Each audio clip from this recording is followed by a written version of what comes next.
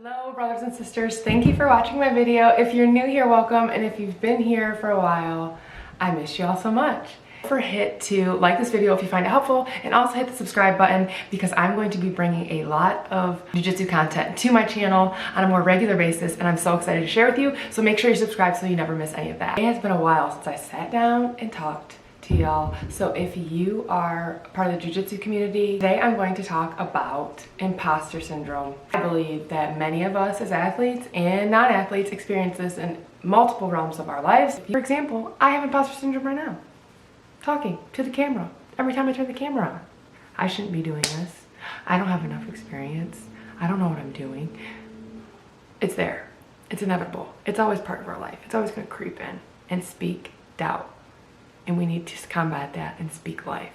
Good vibes. Vibes. Nothing but good vibes.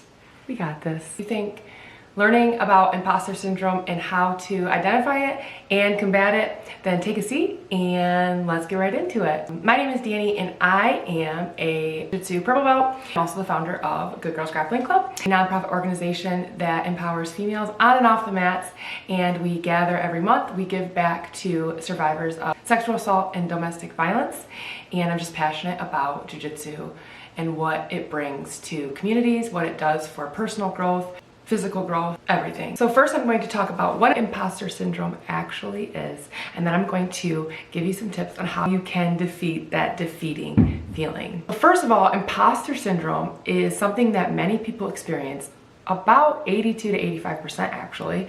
It can have many negative effects. Having imposter syndrome can catalyze or diminish your growth. It can also affect your mental health, and it can absolutely affect how you perform. So how you feel and what you're thinking and those thoughts about yourself and how others view you, those things can actually affect your performance, which none of us want, right? Imposter syndrome is extreme self-doubt.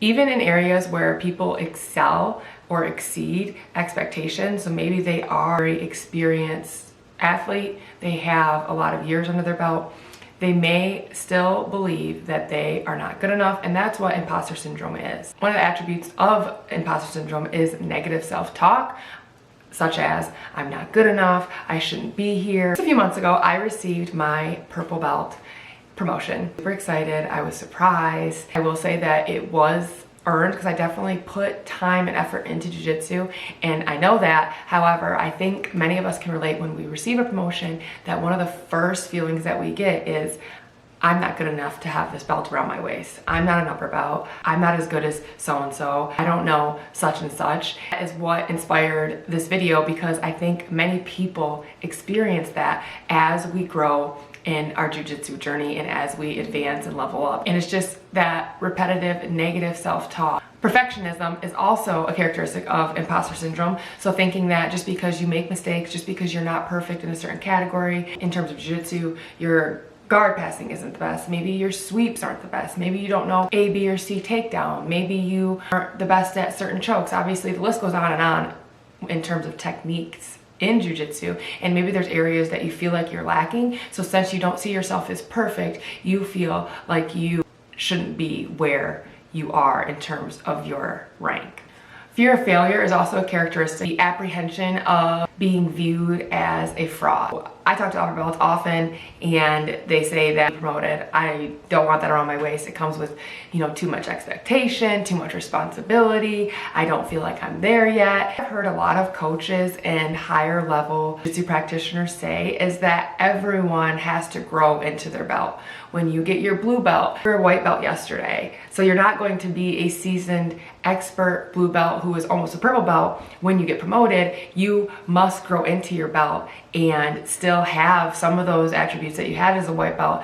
Once you get promoted as a blue belt, you are going to sharpen those skills, you are going to improve and close those gaps and those holes that you have in your game. And black belts will tell you they're just a white belt that never gave up. They learn something every day. The more you know in jiu-jitsu, the more you realize you don't know.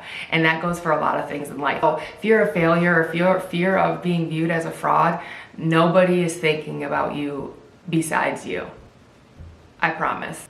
Nobody cares. Everyone's happy for you, but I think people know that when you get promoted in Jiu-Jitsu that it was well earned. Another thing is denial of competence, or maybe you have a tendency of denying praise. Someone tells you great job, someone tells you you did this wonderfully, or they learned a lot from you, and maybe you respond to that compliment with, oh, I got lucky, I was the best that showed up today, when in reality, you should accept them. Because when people give us compliments and people notice something about our game or about how we are improving with our jiu-jitsu, believe them. We need to believe them, because it doesn't mean that you're lucky. It wasn't by chance, it was because of hard work, and it is because you are progressing. Another attribute of imposter syndrome is the tendency to compare ourselves to others. Like I said, I'm not good as such and such person. That person's a purple belt, and I know I don't know as much as him or her. I could never, teach a class, or maybe there's different things that we can tell ourselves when we compare ourselves to others in the jiu-jitsu world. And just like anything else, it's us against us, it's yourself against yourself, and you should never compare yourself to others, because everyone's journey is specific to them and is special and unique. Another thing that happens is maybe you are dwelling on the past. That's another characteristic of imposter syndrome. Maybe you're calling back to a tournament that you lost as a white belt, and now you got your blue belt. Don't worry about the past. Stop worrying about the past. Stop dwelling on what has happened, and just know that since that time you have progressed to get where you are. It doesn't matter who you lost to and where they rank versus you, or what happened at a tournament, or what happened on this day or that day, and what mistake you made. All of those things are part of the journey and should be embraced. So try not to focus on the past and just look forward to the future and where you are right now. Now that we know what imposter syndrome is, I bet you're sitting there and you're like, that's me. That is me. If that's you, comment. I'd love to hear your story. I'd love to offer you encouragement. I bet you're thinking, I've had those thoughts. I know exactly what she's talking about. I'm gonna give you 5 just simple tips to combat that imposter syndrome, how to build yourself up versus tear yourself down, and how to be more confident in the position you're in, the rank you're in, with the belt that you have, where you are at in your journey, because I promise you, you do deserve to be here. So I've learned recently that maybe all of us have distortive thinking patterns, cognitive distortions. What I do to overcome those, whether I'm catastrophizing or maybe thinking the worst case scenario, lay out the facts. Lay out the facts. Don't worry about, the subjective thinking or your opinions, or lay out the facts. Personally, for me, the facts are that I've been training for X amount of years. I was a white belt. I won all the tournaments that I registered in. I was excelling at a fast rate because I was working very hard. I was kind of a hybrid athlete. I've been an athlete for a long time, and I put in that work. I progressed fairly quickly. And when I got my blue belt 7 months from then, I definitely had imposter syndrome, and I was like, I'm not a blue belt. There's no way I'm a blue belt. I still need time at white belt. I feel like I essentially just started my journey. But when I laid out the facts, I know that I had competed amongst other white belts and won. I knew that I had shown during my training and on the mats that I was competitive amongst the other blue belts. And I laid out the facts of what my journey looked like up until that point. And that is when I was like, okay, I am a blue belt. I should be a blue belt. This does make sense. So lay out the facts and don't rely only on your opinion of yourself or focus on the negative things. Lay out the facts and what's happened.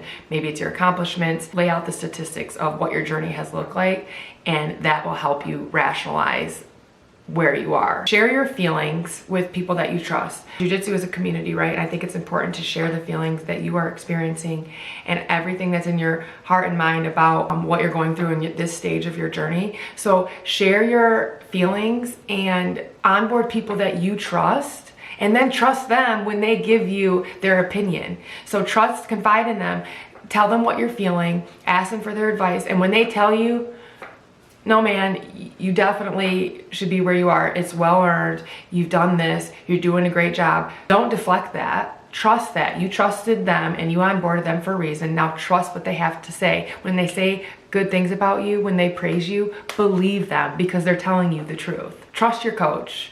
Trust the people you train with. Take their guidance. Oftentimes, coaches have the discretion to know when someone is ready for a promotion. So when your coach promotes you, trust them. They know what they're doing.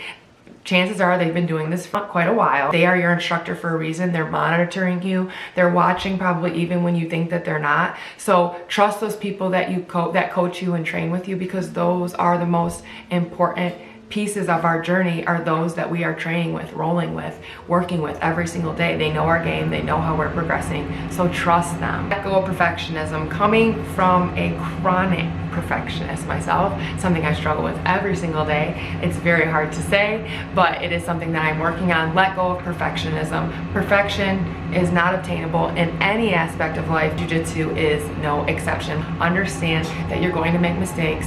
White belts make mistakes, blue belts make mistakes, purple belts make mistakes, brown belts make mistakes, and believe it or not, black belts will tell you that they make mistakes all the time, and they're learning something new, sometimes from lower belts. So let go of perfectionism. Understand that mistakes are going to be made, and guess what? That's a good thing, because when you make a mistake, you have the opportunity to learn from them. So let go of perfectionism, out the window. It's not possible. Don't waste your time on it, and just embrace the journey and all the bumps along the way.